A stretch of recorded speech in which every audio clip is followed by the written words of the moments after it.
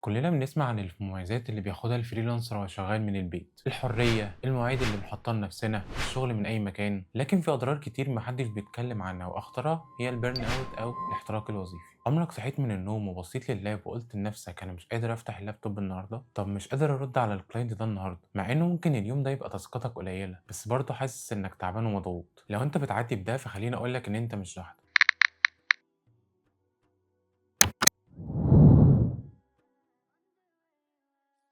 في الفيديو ده هنتكلم عن ايه هو البيرن اوت اصلا، وليه الفريلانسرز هم اكتر ناس عرضة ان هم يجيلهم بيرن اوت، وايه الفرق بين البيرن اوت والاكتئاب، وازاي تعرف ان انت عندك اصلا بيرن اوت، وايه مراحل البيرن اوت وتعمل ايه لما يجيلك. خلينا اول حاجه كده سريعا نعرف ايه هو البيرن اوت اصلا. البيرن اوت ده حاله من التعب النفسي او الجسدي او الذهني، بتجيلنا بسبب ان احنا حاطين نفسنا في ضغط متواصل من الشغل، لدرجه انك بتحس انك مش قادر تكمل شغل او مش قادر تعمل الحاجه اللي انت بتحبها. تاسكات كتير، ديدلاينز، ضغط العملاء، تعديلات كتير، بتقارن نفسك دايما مع اللي بتشوفهم على السوشيال ميديا، بتشتغل طول الوقت وملكش مواعيد. كل ده بيوصلك للبيرن اوت. تخيل معايا كده كأنك بطارية موبايل، لو قعدت تستهلكها كتير من غير ما تشحنها كفاءتها هتقل وتبدأ تهنج.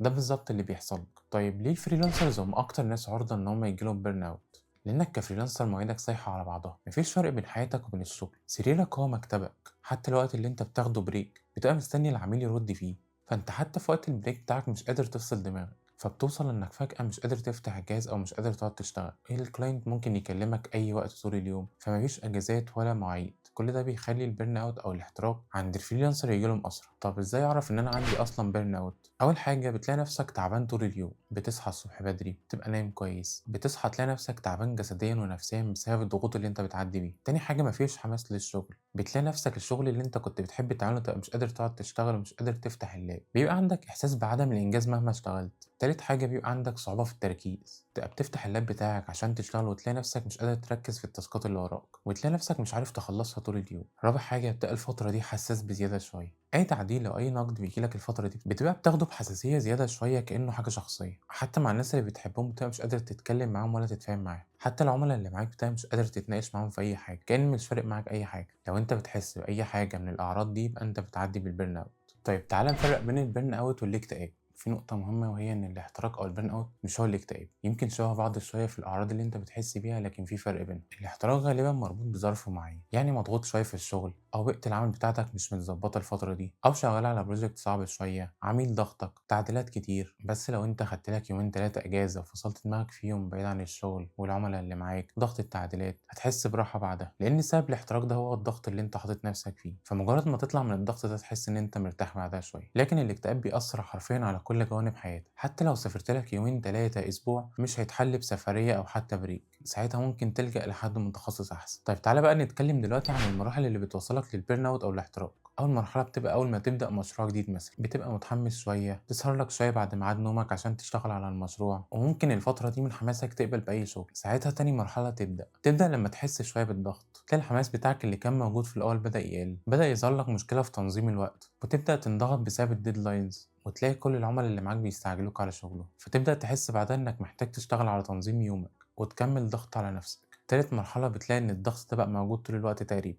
حتى لو انت ما عندكش شغل او ما عندكش تاسكات الفتره دي، بس طول الوقت تحس ان انت مضغوط وقلقان، بتلاقي نفسك بتتعصب بسرعه سواء بسبب الشغل او بره الشغل، اي تعديل حتى لو بسيط بتحس ان هو حاجه شخصيه جدا، بتلاقي انك دماغك شغاله طول الوقت مش بتقف وانتاجيتك قلت.